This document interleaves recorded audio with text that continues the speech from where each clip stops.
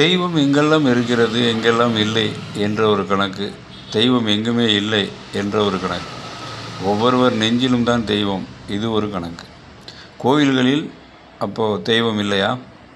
ஆலயங்கள் எதற்கு? ஆலயம் வழிபடுவதற்கு. தெய்வம் அங்கே இருக்கணுங்கிற அவசியம் இல்லை. கடவுள் ஒரு இடத்திலே நிலைப்படுத்த முடியாது.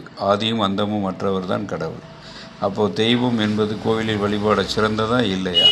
கோவிலில் உன் பக்தியை வெளிப்படுத்து. கோவிலில் உன் பக்தியை வெளிப்படுத்து.